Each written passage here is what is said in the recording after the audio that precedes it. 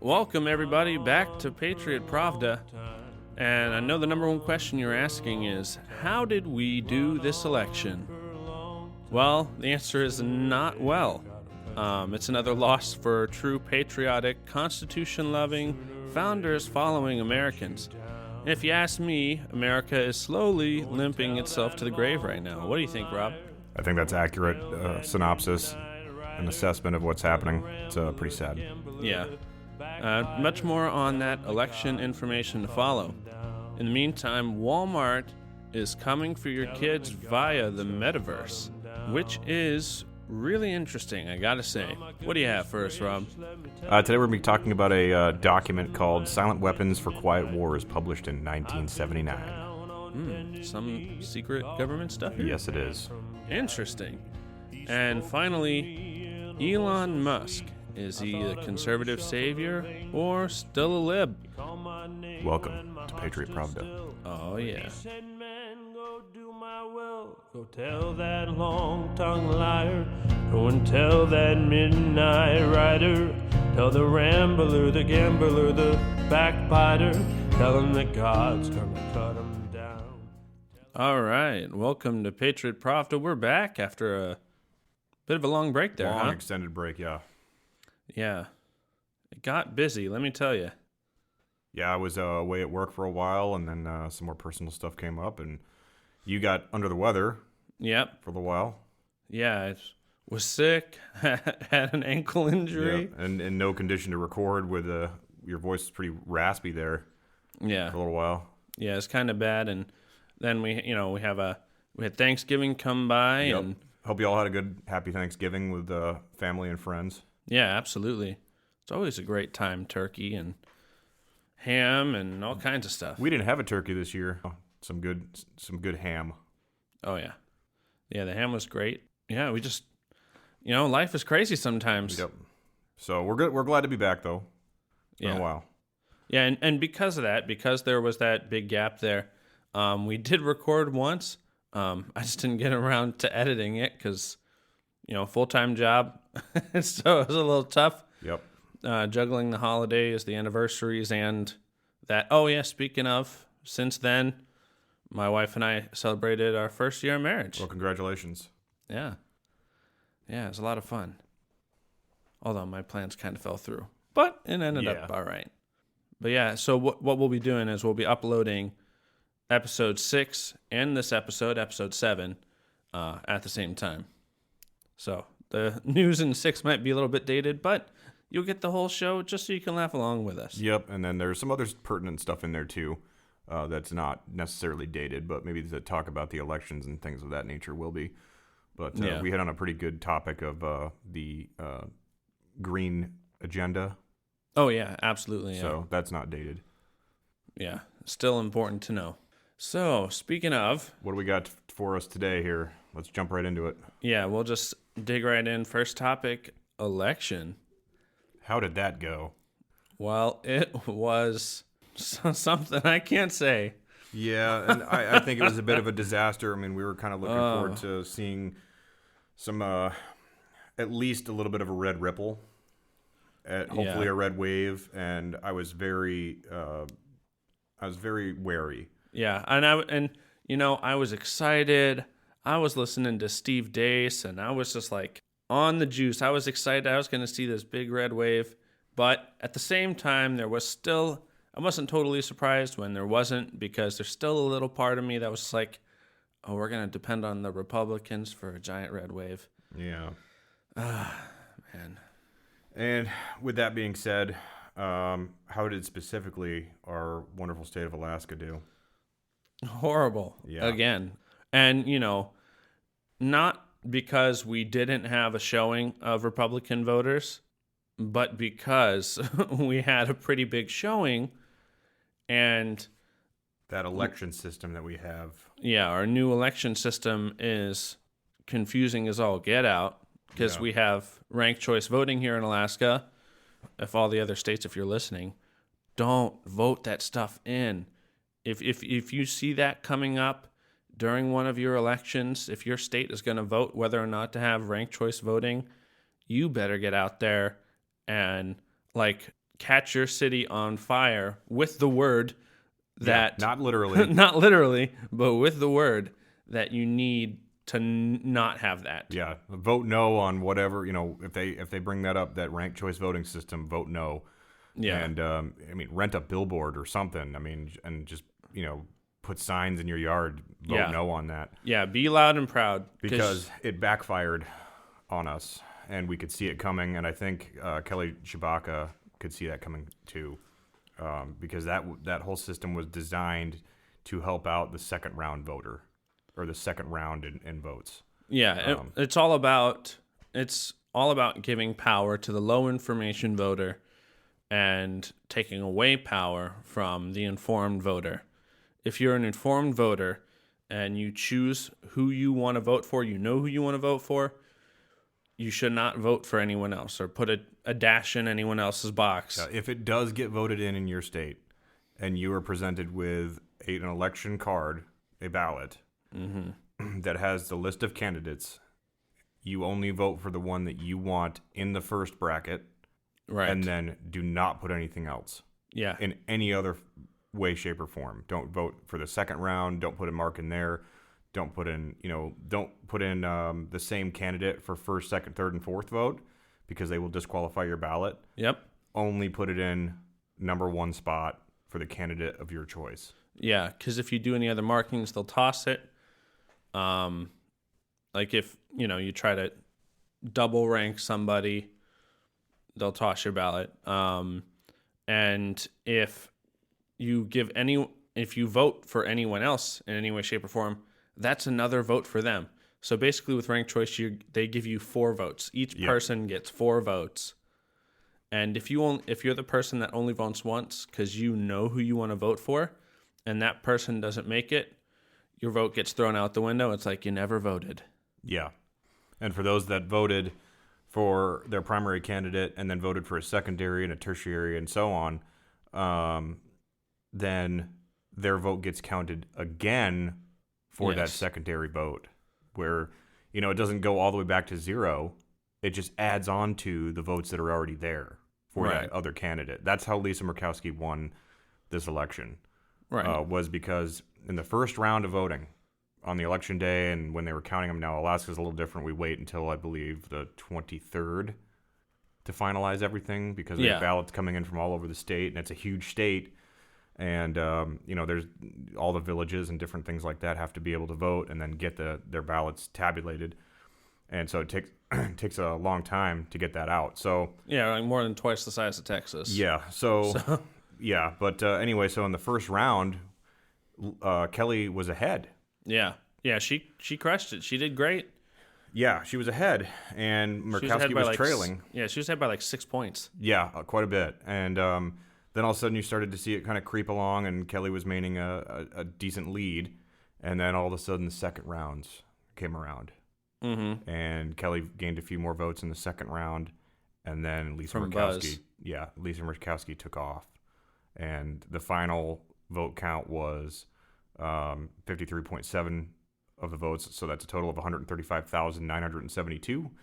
And Kelly kind of petered out at 46.3 with 117,299. Yeah, because all the people who voted for, I think the lady's name was Patty. Yeah, Patricia Chesbrough. Yeah, Patty Chesbrough. They say a lot of her secondary votes, the vast majority of her secondary votes went to Lisa Murkowski because Murkowski's a swamp creature. Yeah, and Chesbrough is Democratic Party. And so I guess their secondary votes went to Lisa, and there were a few secondary votes that went to Kelly, not very many. And then the same thing with Buzz Kelly. All his secondary votes. Yeah, all his secondary votes, I'm pretty sure, went to Lisa. And then the other write-ins are now discounted, but there weren't very many write-ins to begin with. So that's how that went for Alaska as far as a senator goes. The governor will remain Mike Dunleavy with a total of 50.3% of the votes, 132,392. Yeah, which is good. Yeah, I'm glad we... Yeah, I didn't want Les Guerra, and I certainly didn't want Bill Walker back. Yeah. Yeah, so we kept one good person in office, but then we had another another three-way mix-up between Mary Peltola, Nick Begich, and Sarah Palin. Yeah. And a lot of the Begich folks are like, yeah, I don't want to vote for Sarah Palin. And Mary Peltola had a good advertising campaign leading up to the election. She was everywhere. Oh yeah. I didn't go on YouTube once, Netflix once, go down the road, drive and listen to the radio once, and not hear a Mary Peltola ad. I don't think Kelly had enough, but the ones that she did have produced, I felt were a little corny. Yeah. Did you see some of those? Yeah, and I didn't hear too many until like the day of the election is when I started hearing Kelly Shabaka she really ads. pushed towards the last week of the election, coming up to election day. But the commercials and the advertisements that I saw were kind of corny. I mean, she still had my vote, but I feel as though that could have turned some people off. Yeah, and my biggest thing is that Mitch McConnell pulled all funding out of Kelly Shabaka and gave it all to Lisa, and Lisa split her funding and was running with Mary Peltola. Yes. And was out supporting Mary Peltola, who was the Democrat for the House seat, which, is a nightmare because, Mary Peltola plays it off in all her ads, say, oh, she's for Alaskans, she's pro 2A. And of course, all her dumb pro 2A ads are her just saying, oh, we need our guns to hunt. Like, that's what the Second Amendment's for. Yeah. And if they play that, then they can find a way to, oh, well, these particular weapons over here that you have are not hunting weapons. So you're allowed to keep your bolt action rifles and your lever action rifles, but your semi-automatic, AR and 22, your mini 14s, your those type things, you're not allowed to have. Yeah, so you pro 2A Alaskans that got fooled by that, good job for not doing your research, because now we have a senator and a House representative that we're going to vote to take our guns away. You're welcome. It's very likely. But Mary Peltola did win that, 54.9% of votes, 136,893. And Sarah Palin was not really all that close, almost 10% behind. Yeah. 45.1%, 112,255 individual votes. And then I think a lot of Nick Begich's voters, their secondaries went to Mary. Yeah. Again, same situation. Yeah, because I think Sarah Palin still has a stain with a lot of things that were in the personal life, not necessarily her life, but her children. Yeah. And then from the old political stuff back in the 2000s. And I get that. But it's just, you have to, and people are bad at this, you have to make decisions when it comes to, you have to make maybe not the best decision, but you have to be willing to make some kind of deal if it means keeping the country alive. Mm-hmm. If it means keeping America, a place where we respect the Constitution and we don't just throw it out the window, you have to be willing to maybe keep somebody around that you may not like, may not have left a good taste in your mouth the last time or at that time. Mm-hmm. Kind of like Trump. Just like when Trump came down the escalator the first time, everyone's like, who is this clown that's coming down here thinking he's going to just pull in and win the election? But he had a good message to bring America back to its roots. Yeah. And none of the other Republicans there. I mean, and then I was a Ted Cruz guy. I was like, I'm going to vote Ted Cruz. Mm-hmm. But I just saw Trump completely clowning everybody else in the political system then. And I said, wow, this guy, he's going to win it. Yeah, I was fairly certain he was going to win it too. Towards the end there, at the beginning when he announced, I was almost 100% sure that Hillary Clinton was going to take it just because of who he was. Yeah. But I'm glad to say that she didn't win that. But anyway, onwards. And then the whole Arizona was an interesting battleground. Yeah, it was just... Yeah, Arizona was a nightmare. And it's hard to say at this point in time whether it was on purpose, but personally, I'm feeling that it was on purpose, some sort of clandestine operation. Yeah, you're going to tell me that the person who was in charge of running the election, Katie Hobbs, who was also running, who didn't recuse herself from that whole process, was running for the governorship. How's that not a conflict of interest? Yeah. Didn't go to any debates. Sat back, didn't do any big public speeches, sat back in the wings. She pulled the Joe Biden throughout her whole run. And same kind of thing happened. Didn't pull back at all. But magically on the day of, she's the most popular candidate. Yeah, nobody knows what she has to say. She was never in any debates. Yeah. I don't know. It stinks. The whole thing stinks. Yeah, it stinks to high heaven. There was, ballots that weren't able to be counted correctly. Machines were down. So they had to place their ballots in the third box, which was just a nightmare. Because how do you know that there weren't already ballots in those boxes beforehand? How do you know that those ballots were actually taken out of those boxes and counted? Yeah. Now then some of this stuff is protocol, but you can never know if someone is actually following the protocol. And what we've seen in the past is that those protocols don't always get followed. Yeah. Well, the sheer number of malfunctioning machines across the whole of Maricopa County, and I believe some others were affected. Yeah, several. The amount of malfunctioning machines is ridiculous. And then, of course, that meant that some voters were not able to cast their vote. And 2+ hour wait times in line. Yeah, and then not being able to actually turn it in and get it. It kept rejecting certain ballots, and I don't know if it was rejecting both or all candidates or just one of. That's the problem with electronic voting machines, and not somebody some honest person actually like tabulating by hand. And reading the vote and saying, okay, this person wants this person is voting for this particular individual, and then use your little clicker counter or whatever. So those electronic voting systems are just they're too easily corruptible, I think. Yeah, it's just it was an absolute mess. People were checked in at their polling station, and then they'd be at their polling station waiting, and then all their polling machines would go down. All their polling machines not working, so they would be given the choice to wait, which it's hard to do because people have jobs. Yeah.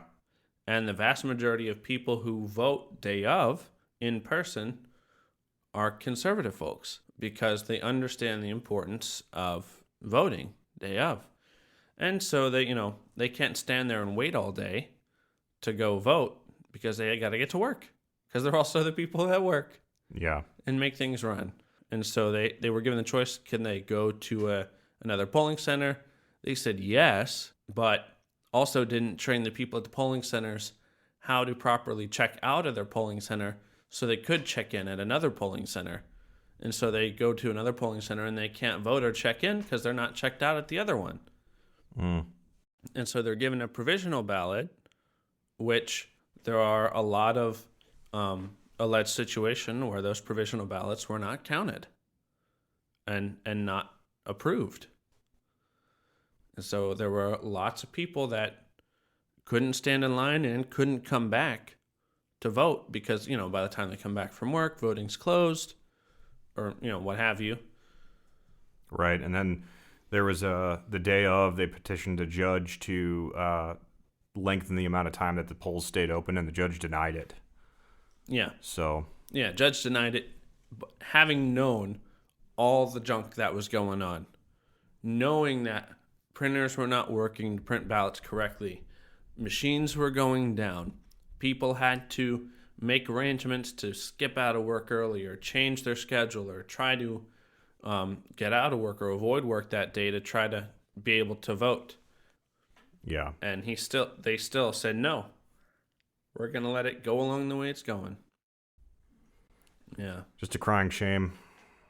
Yeah. And, and that was just Arizona. Right. There was stuff all over the country again. That was just nightmarish. Now, I will say, DeSantis and Marco Rubio completely crushed in Florida. Miami went red, which is... That's insane. Insane. Yeah. And then, and we knew what was going... And Pennsylvania, guess what? How bad Pennsylvania was? They voted for Fetterman. Yeah, I saw that too. Somehow he made it in. And they voted a dead guy into office. Oh, neat. Yeah. I did not know about that. Tell me more. So the dead gentleman that they voted into office was somebody who passed away in, like a month prior to the election. But because he qualified for to be on the ballot, got enough votes, his name was still on the ballot, even though they knew he was dead. His name was still on the ballot in November, and the majority of people still voted for him. So does that mean his successor will get it? There's got to be something weird going on there too. Yeah. I mean, so Pennsylvania, hey, I was a Pennsylvanian.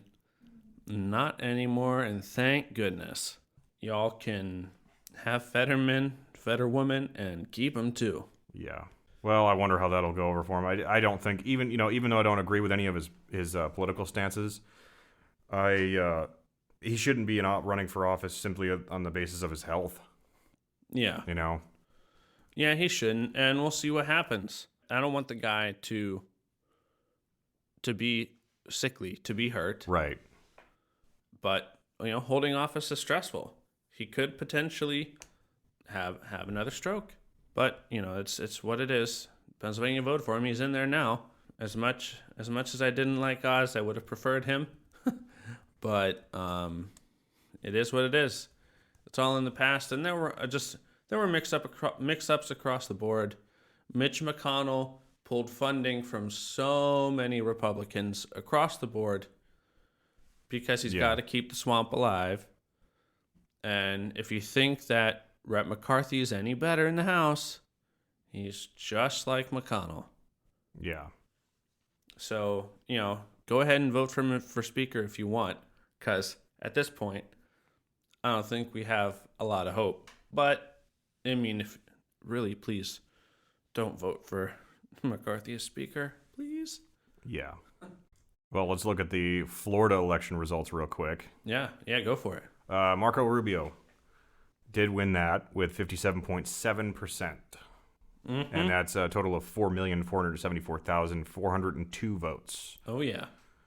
And he's a Republican, of course. And if you look at the map, the listener can look that up online. There is quite a bit of red on this Florida map. Oh, yeah.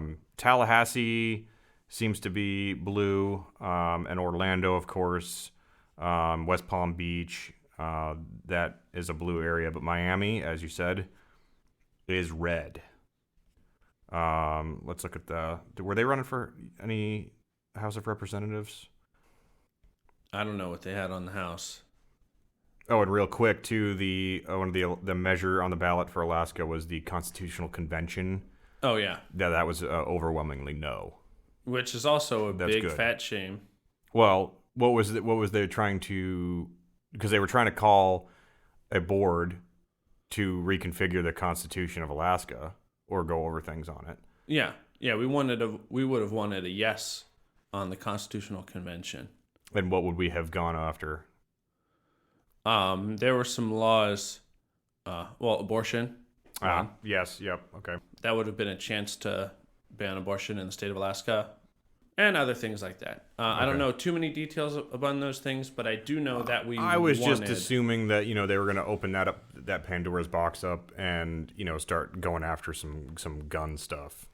Yeah, no, I get that. Because to me, it seemed like it could go either way. It could go good, and I didn't really think about those aspects of what you just mentioned. But at the same time, I was thinking about it more along the lines of guns. and the Second Amendment freedoms that we have. And I mean, this is a pretty liberal state when it comes to guns, as far as there's really not that many restrictions. Yeah, I think we wouldn't have had a chance of losing guns, but I'm not necessarily losing guns, but just certain rights. Like we don't have to have an open carry permit. Oh yeah, no, I things get like what you're that. saying. Yeah. Yeah. But anyways, so yeah, that was the nightmare of the election. Yeah. I was just going to say we're probably going to have to move on from this subject. I mean, there's tons we could talk about, but we only have limited time. And to kind of cap off the election thing, Trump announced that he's running in 2024. Good, yep. For president. Good, which as of right now, he's got my vote. I do like DeSantis, but he's still getting a lot of support from the swampy Republicans. Do you think that he could turn, perhaps, or just kind of become spineless? I mean, he doesn't seem like that kind of a person, just based on how he ran Florida, during the pandemic and other situations. Yeah, he doesn't seem that way, and if he stays on the straight and narrow, and he shows some guts against the Republicans in Washington, then I might consider him more, because there's only one thing that's really turning me off from Trump right now, and that's him attacking DeSantis. Agreed. When DeSantis has been a good ally to him so far, and DeSantis hasn't attacked him personally. So I thought his attempts to attack DeSantis right out of the gate were dumb. I mean, you could have had the power couple, him and DeSantis, together. Oh, man. Yeah, that would have been something to behold. But I get it. Trump's not going to play second fiddle to anyone, and DeSantis isn't going to play second fiddle to anyone. So I get it. Yeah, and those two teaming up would be a good thing, but at the same time, that would concentrate their power, their power as individual men. I think it would be, not necessarily concentrated as in a more potent form, but it would be too close together. Mm-hmm. It's better for those two to stay apart and have their powers, and I'm using powers, kind of quote unquote here. Yeah. To be separate. Their influence, thank you. Their influence to be separate instead of together and more in a closed sphere. It's better. I think they have more influence further apart than they would together. Yeah. And to close up the topic of elections, who do you think will be Trump's running mate? That I don't know. We know it's not going to be Pence. Yeah, not going to be Pence. Pence actually today came out against Trump because Trump had dinner with Ye and Milo Yiannopoulos and somebody else in Mar-a-Lago. Mm-hmm. They had a dinner conversation, and Pence immediately came out and was like, I would have never even, entertained the idea of talking to blah, blah, blah, because of what has recently happened with Kanye and the things that he said. Right. So, but yeah, that's that. So it wasn't a red wave. It was a red trickle. Republican voters were fooled, as usual, by other Republicans that had a big talk, but they take no action because they're spineless. We had ranked choice voting that destroyed everything here in Alaska, and that's our resulting election. Agreed. All right, election discussion over. Yeah. But something to cheer us up, Walmart coming for your kids. They're climbing in your windows, snatching your people up. And they're going to do it via VR and the metaverse. In the metaverse. And gaming. Particularly Roblox, which I didn't really know what Roblox was. I'd heard of it, but it's more geared towards children. Right. Exactly. It's more geared toward children. So Walmart, officially made their foray into the metaverse through Roblox. Now, initially, they did create a type of VR experiment that they attempted before to kind of get into this metaverse thing that's happening, but it didn't pan out really well, and it was really creepy. Rob and I watched the video, and it was just the nightmare scenario of shopping at Walmart. Yeah, okay, let's just do some hypotheticals here. Okay, let's say your wife hands you a grocery list, right? Right. She wants about, 15 items, something for dinner, maybe a little treat and a snack, something for the dog, what have you. Just 15 items, right? Yeah. So if you want, let's say she asked you to go to Walmart, or you need to buy these things from Walmart. So the closest Walmart to you is what, 40 minutes away?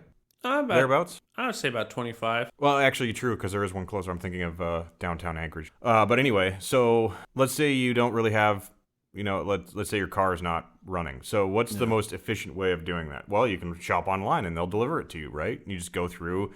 There's even a handy search engine within Walmart's online shopping. You can search for that specific brand of chew toy that the dog needs. Yeah. The dog food, the specific pork chop, for dinner that night for you and the wife. Yeah. And you can do it online. The Yaris couldn't make it down the road in the snow in Alaska. In the snow, yeah. So that that's the easiest way to do it. Is just go down and you can click right through. You're not going through shelves. And what we saw in this metaverse was that you're putting on the VR headset and they're taking the actual physical action of going into a store and picking things off a shelf. Yeah, and it's like that's not the part that people miss. I mean, maybe there are a few people out there that like that, but more often than not, it's like you can just hop on a computer or your phone and order it that way off of a handy and easy to navigate website. Right. Why do I need and how am I supposed to search? Like, what if I want a specific kind of tomato sauce, a specific brand, specific, maybe it's chunky tomatoes. You can find that on the website because, the labels are there and, but if you're looking in VR, you physically have to bend down and look at these shelves because they have them set up like shelves in this VR reality. That just seems cumbersome and annoying. Yeah. And it's horrible. And the whole time there's an assistant. Right. There's a VR assistant that's 2 feet in front of you. Just hovering. It's not even the full body. It's a pre-recorded, person essentially. Yeah. But it's just their torso and arms and head. So they're not even walking with you. They're just kind of there in the void. Yeah, and she already knows your shopping list because she's already talked to your refrigerator, your smart refrigerator right. at home. That's already told her what you need. Yeah, and it said in this particular video, there's a gallon of milk in the shopping cart, and it's like, oh, your fridge has notified me that you already have a gallon of milk at home. Should we put this one back? Yeah, it's like she's like, maybe I'm having guests, right? And maybe some, my children's friends are coming over for the night, and we're gonna have 9 bowls of cereal in the morning, so I need that second gallon of milk. Yeah, but she's all like, "Are you sure you need that? Do you really need? Do you really need that?" Yeah, it's and then the other thing was when the person was picking out pasta sauce. There's oh, your age has already been pre-verified. Would you like to get a nice wine to pair with that? It's I didn't even get the rest of the pasta. Okay, first of all, it was wine on my shopping list. So there's this automatic upsell thing. Right. And then as the person's picking up this wine bottle in the VR, suddenly a coupon appears next to it for a movie rental. Yeah, for a movie rental. Yeah, it's just and then it's just gonna be endless recommendation because as soon as you take the movie rental, let's say you do take advantage of the $5 coupon, now it's gonna automatically pop up and recommend all movie snacks, right? Like popcorn, Doritos, other corn chips, Oreos. It's just gonna inundate you with, and then all of a sudden you've walked out with either nothing because you're sick of it, or you've overspent your food budget. Because you just can't resist, taking the suggestions. Yeah, and so obviously it was a nightmare scenario, and Walmart scrapped that experiment. But now they've officially opened up their non-experimental vision for the metaverse into a game for children called Roblox, which is kind of like Roblox is kind of like a VR universe. Yeah, it's you can play it on the computer, but it's like a base level game. And then you have different themed worlds, I guess you could say. And Walmart Land is a themed world within the universe of Roblox. Right.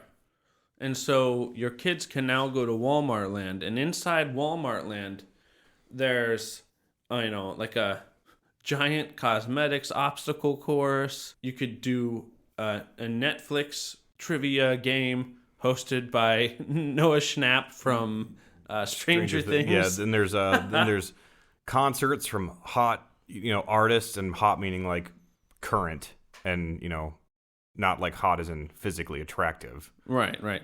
But the crazy thing about this is all this is being just like force fed to your kid without you knowing through Roblox, which is a game for kids. And of course, when they're describing this in the article, Walmart's saying this is all geared towards young shoppers, because they're not children, they're young shoppers. Right. Yeah. Well, I mean, they have things in their stores for children. Ergo, the things for children is things that they would shop for. They are young, therefore they are young shoppers. Right. Yeah.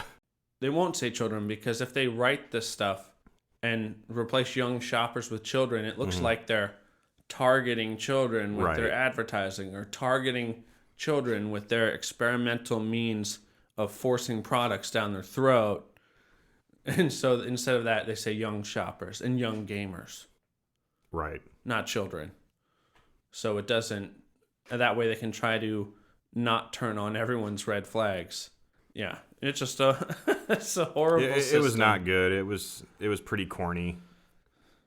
And and honestly, from what I saw, the Walmart land was not even like the digital universe that they were, interacting with was not complete either. Yeah, it was still pretty glitchy.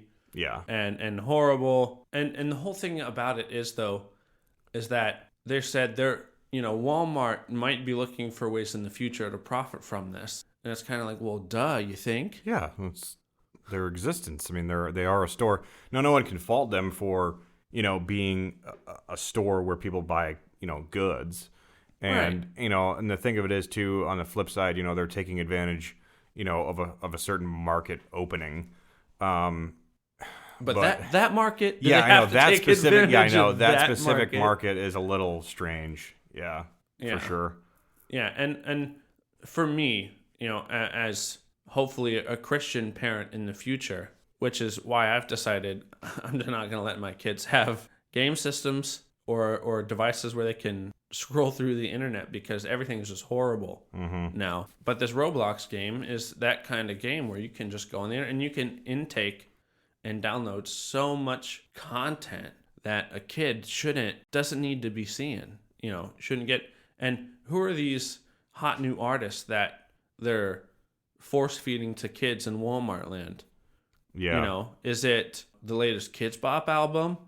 Or is it, or is it Snoop Dogg and whoever?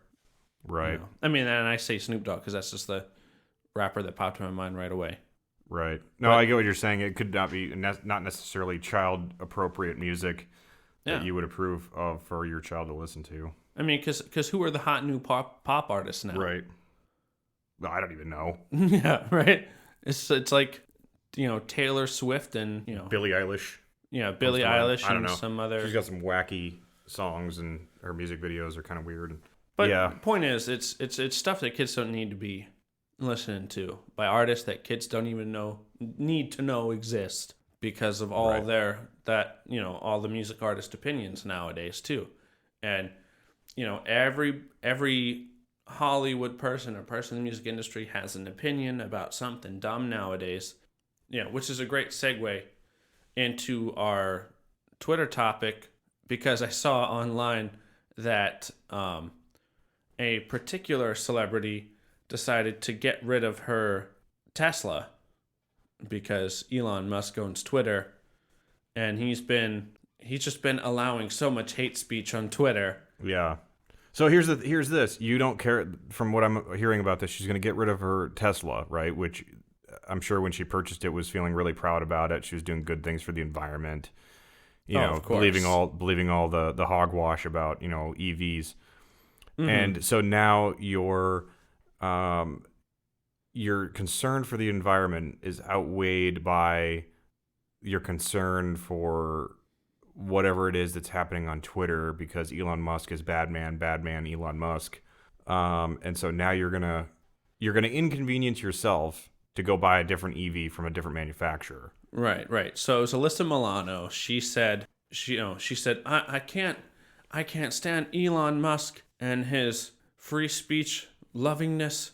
I have to get rid of my Tesla because he's such a Nazi for allowing people to speak freely on Twitter. And so she decided that she's going to get rid of her Tesla and buy a Volkswagen.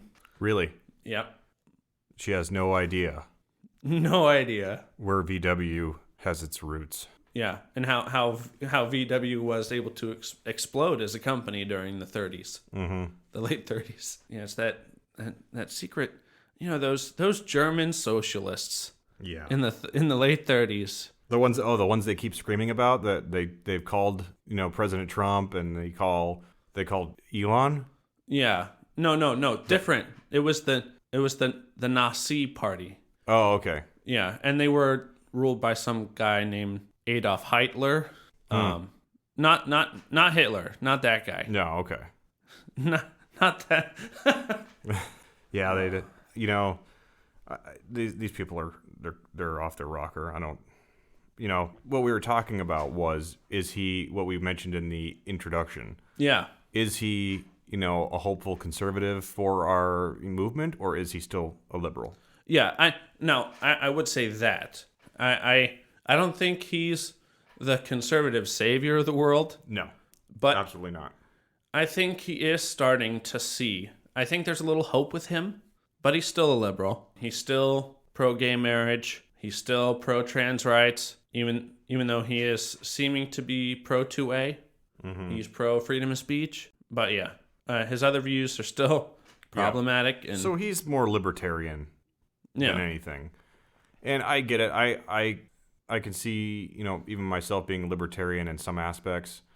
But the problem with libertarians is it seems like almost everything is permissible in there. They're almost too passive. Right. Yeah. It's like, they don't have you want to do this? Fine. You want to do this? Fine. You want to do this? Fine. It's like, but there's got to be some limitations to where a group of people, like individuals, are going to do what they're going to do. But if you're just going to say, as a libertarian, do whatever you want. Yeah, libertarian argument is freedom. It is, but freedom has to. Because freedom. Yeah, there has to be a certain level of limitations within that. Right. Gift of freedom. And so Elon Musk, he's unbanned a whole lot of people from Twitter that were banned. He unbanned Trump. He unbanned Jordan Peterson. He unbanned Babylon Bee. And he's set a whole bunch of people free from Twitter jail. And he's really helping out in the free speech world, which is great. He's doing a lot of great stuff there, but he's still limited Alex Jones' speech. Yeah, and that is a little disappointing. I mean, if you're going to do it for everybody, do it for everybody. So I think he should have put Alex Jones back on the platform because, you still have ISIS on the platform. You still have Al-Qaeda on the platform. You still have, some terrorist leaders there from the Middle East are still allowed on Twitter, and they've never been banned. Yeah, God only knows how that's happened. Yeah. And the other thing too, the other problem that we're running into now is like, okay, so great, he's purchased Twitter. It's now his baby. Yeah. He can do what he wants with it. Yeah. But now you told me that Apple is considering dropping Twitter from its store, its app store. Yeah. So Tim Cook from Apple, CEO there, has decided that he might consider dropping Twitter from the Apple App Store, which is, you talk about tyrannical power. Right. These large companies, large tech companies, are just completely nightmarish. You have, Apple with their App Store. You have Google and Google's, main parent company, Alphabet, Google and all of its subsidiaries. Mm-hmm. And they have so much power. And it doesn't matter what actual laws are passed in whatever country they're working from. They just ignore those rules and they go by their own rules, which is problematic. The problem is we kind of created this. We created this monster, and we did it sort of unintentionally, but intentionally because maybe we just assumed that they were creating technology, for us, to better us, to, entertain us, to convenience us, to, and then all of a sudden we find ourselves that, we've thrown all this money at these people by buying their products, and they've grown to a point where, look at Amazon, for example. They got a lot of web hosting services. Yeah. Some of the video games that I play, the servers for the multiplayer aspect of the games aren't even owned by the producers of the game or the publisher or the creators of the game. They lease server space from Amazon most of the time. Mm-hmm. Yep. So, it's things like that where, they just made it so convenient, so easy, and so cheap. And we just kept throwing money at them, and then all of a sudden now... And especially during the pandemic. Oh, my goodness. Yeah. And then, somehow, the federal government takes notice, and then maybe they buy them off a little bit. And I'm speculating here. Yeah. But, how do these companies... Speculating. Yeah, speculating. How do these companies get to this point? How do CEOs get to this point of, look at Google in its infancy. It was just a search engine and had, it was a convenient search engine and had some really great and brilliant technology behind it. Yeah, Amazon was an online bookstore. Yeah, bookstore started out humble beginnings, and he just wanted to sell books. And now all of a sudden they've got all this money and power, and they're and Bill Gates, Microsoft, buying up farmland. What does, a 70-year-old, I believe, 70-ish years old tech guy, software guy, what does his interest in buying up farmlands or being interested in, vaccines, pharmaceuticals? Yes. It's the power. Yeah. So, it's the sad thing. We created this. Microsoft grew, again, from humble beginnings, and millions and millions and millions of computers later, all produced with Windows and other Microsoft programs on it. But, it's just, it's kind of sad in one aspect where we created this, we trusted them, we thought that they had good intentions, or were only focused on making things better and easier for people. Mm-hmm. And then all of a sudden now they've got, this thing in their crosshairs, our speech in their crosshairs. How did it come from making search engines and cell phones and computers to now all of a sudden wanting, control over certain people's speech? It's because they were trying to, I think theoretically, I could say that they were after controlling people's relative thoughts. Yeah, and that sounds pretty accurate to me. It's just too bad. It really is that it's come to this. Mm-hmm. Yeah. Well, we can hope for better. Yeah, but there is also, I think, we can kind of peer into this, and the reason that I think that they were trying to control people's, thoughts, has to do with some of this document that I'm about to discuss. Yeah, go ahead.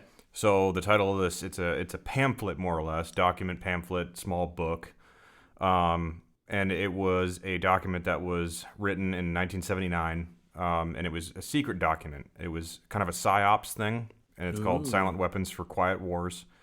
And I've gotten the feeling over the last several years. Now, I just became aware of this document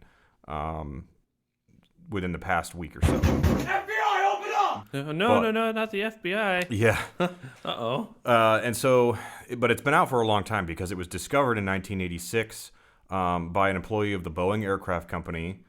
And they had purchased a surplus of IBM copiers for scrap parts, and this employee was going through these copiers, looking over the parts, and ran across this pamphlet.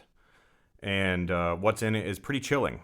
And even today, now some of this stuff is a little dated just because it was written and published in 79. As a secret document, but basically, and it's dated because it was an idea then. Well, it was an idea, but also, I think it was implemented almost immediately, just based on what happened in the 80s and in the 90s. Yeah. So there's a couple of different things. There were two options basically that they found out, in order to take over the system. The first one was let the population bludgeon each other to death in war, which will only result in a total destruction of the living earth. Yep. Or option two, take control of the world by use of economic, quote-unquote, silent weapons in a form of, quote, unquote, quiet warfare and reduce the economic inductance of the world to a safe level by a process of benevolent slavery and genocide. That's interesting. Yeah, and so they had several methods to do this, and there was some table of strategies, and basically it's a line of do this, and there's a list of things to do, and then on the opposite side there is do this to get this. So one of the things was create preoccupation. That's a do this. And one of the things was I'll just go over the whole list of do this. Yeah. Keep the public ignorant, maintain access control, create preoccupation, attack the family unit, give less cash and more credit and doles, attack the privacy of the church, social conformity, minimize the tax protest, stabilize the consent. And minimize the tax protest sounds like make people okay with taxes. Yeah, essentially, like keep them from and they were probably doing that by force, where if you don't pay your taxes, or if you Kent Hovind, a character a person we can talk about later, but he was part of that whole thing where like he was protesting taxes and refused to pay taxes on certain things, and was sent to jail essentially. But we're getting off point there. Tighten control of variables, establish boundary conditions, proper timing, maximize control, and collapse of currency. And then basically it was to get this. Now, for some reason, two of these are in French. The keep the public ignorant is Moyens d'organisation publique, and the create preoccupation was Moyens de défenses. If I slaughtered that on how it's pronounced, I'm sorry. Maybe slightly. Yeah. So keep the public ignorant or maintain access control. That one was required reaction to output prices and sales. Attack the family unit. Control the education of the young. Give less cash and more credit and doles. More self-indulgence and more data. Now, back in the day, a lot of their data came from actually physically going out and looking in people's trash and documents and IRS records and different things like that. Now it's as simple as a click of a button. Yeah, it's all your internet data that they're selling. Attack the privacy of the church. Destroy faith in this sort of government. Social conformity. Computer programming simplicity. Minimize the tax protest. Maximize economic data. Minimize enforcement problems. And the U.S. government was coming up with this? Yes. They wouldn't possibly employ these same systems on their own citizens, would they? Oh, you better believe it. Stabilize the consent simplicity coefficients. Tighten control of variables. Simpler computer input data. Greater predictability. Establish boundary conditions. Problem simplicity. Solutions of differential and difference equations. Proper timing. Less data shift and blurring. Maximize control, minimum resistance to control, and collapse of currency. Destroy the faith of the people in each other. That's all you need to do. Destroy the family unit, destroy people's faith in each other, and destroy people's faith in their God. There you go. Yeah. This is their kind of inputs on how they start to do this. Questions to be answered. What, when, where, how, why, who. General sources of information. Telephone taps. Surveillance. Analysis of garbage. Behavior of children in school. Standard of living by food, clothing, shelter, transportation, social contacts, telephone, itemized record of calls, family, marriage certificates, birth certificates, etc., friends, associates, etc., memberships in organization and political affiliation, personal paper trail. Now, this is a lot easier to do now, but personal buying habits, and then 1, 2, 3, and 4, checking accounts, credit card purchases. Tagged credit card purchases, the credit card purchase of products bearing the UPC, Universal Product Code. What was something that we discussed the other day about what credit cards are starting to do now about tracking purchases at particular institutions? Yeah, looking at setting a certain code for purchase of weapons. Yep. It's all part of it. Yeah, and there is so much information on here. There is you can go to famguardian.org. And /publication/silent weapons quiet wars, and that will take you to this free version of this manual, but there was like a heading for it that I'm trying to look for, and some of it is bland. But the first page of this, the first page, the very heading says top secret. Mm-hmm. Some of it has been like the author has been redacted and different things like that. But it says, "Welcome aboard. This publication marks the 25th anniversary of the Third World War, called the Quiet War, being conducted using subjective biological warfare fought with silent weapons. This book contains an introductory description of this war, its strategies, and its weaponry." And a lot of it is financial. Mm-hmm. Now, the antidote to this is the knowledge about it. Yeah. Knowing that this is there, this is what they're doing, is the antidote. It explicitly says in this document several times, do not let this get out, do not let this get out, do not let this get out. Yeah. And I think it was the grace of God himself that this was left in a copier. They've also tried their best, because this, keep in mind too, they've tried their best to keep this down because it was discovered in 86, and I just heard about it last week. Yeah. Yeah, and there's loads of people that I think might already had that information that, got it from this book or this publication or maybe earlier iterations of this, but people that were already in the talking sphere that they've tried to silence, people like Alex Jones, people like Glenn Beck, and other people that have been blowing the whistle on these specific situations for years and years and years. The very last line of this document says this: "It is left to those few who are truly willing to think and survive as the fittest to survive, to solve the problem for themselves as the few who really care. Otherwise, exposure of the silent weapon would destroy our only hope of preserving the seed of the future true humanity."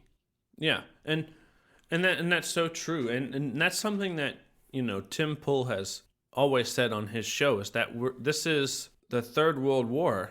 This is all fifth generational warfare. This is all an information war, and that's what Alex Jones always says. That's why he founded InfoWars, because his big thing is there's so much stuff that's being hidden from the general public, and it doesn't matter which side. He was attacking all sides of it, for sure. Yeah, and that's why he was the first person they quieted.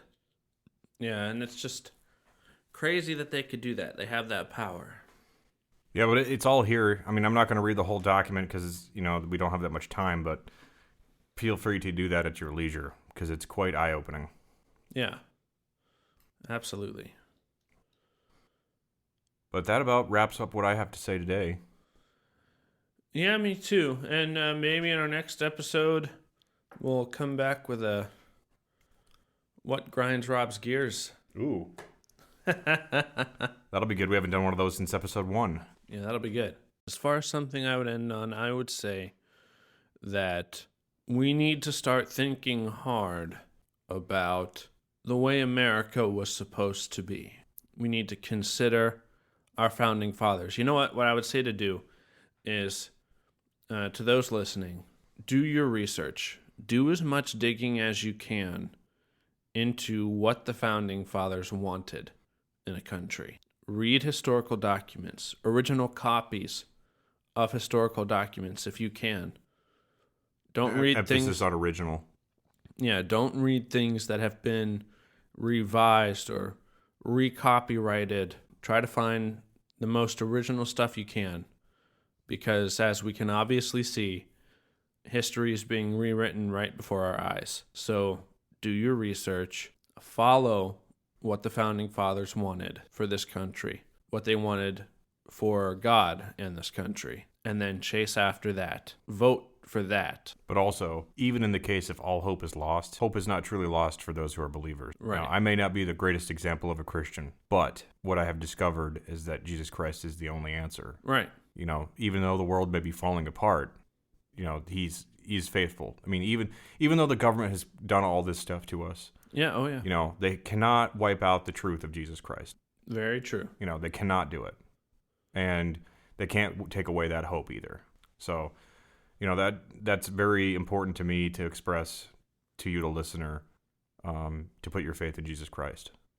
Mm-hmm. Yeah, it's the only true hope that we have, and looking forward to what that means also, at least in my perspective. That's why I don't get discouraged with all this, because with all the more of this stuff that goes on, the closer I feel it is to Christ's return. And in that case, for me, I'm happy. I mean, I'm discouraged because I want to see more people saved, but happy. Yeah, for sure. I mean, it's easy to get wrapped up in, life here on planet Earth in this country, because this is the only place we know. And, we want our lives to be easy per se and filled with happiness and joy, but that wasn't promised to us. Life is hard, and, people are evil, and they're going to make it their life's mission to, essentially reading those documents, that document there, that seems like they are the greedy ones. They are the power hungry. They, want it all. They want it all and more. And, it's easy to get wrapped up in that. And just be, get emotional, but that is what they want too. Right. So maintain strength, maintain honor, maintain integrity, don't do anything, rash, or things like that. If you're angry, I understand, because I was angry too, but there's a time and place for that. Put it aside, and just be calm, breathe. We're still today, if you're listening to this, we're still free.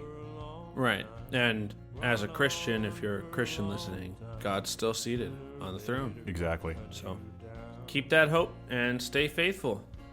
Well, until next time, God bless America. Yeah. Go and tell that long-tongued liar. Go and tell that midnight rider. Tell the rambler, the gambler, the backbiter. Tell him that God's gonna cut him down. Tell him that God's gonna cut him down.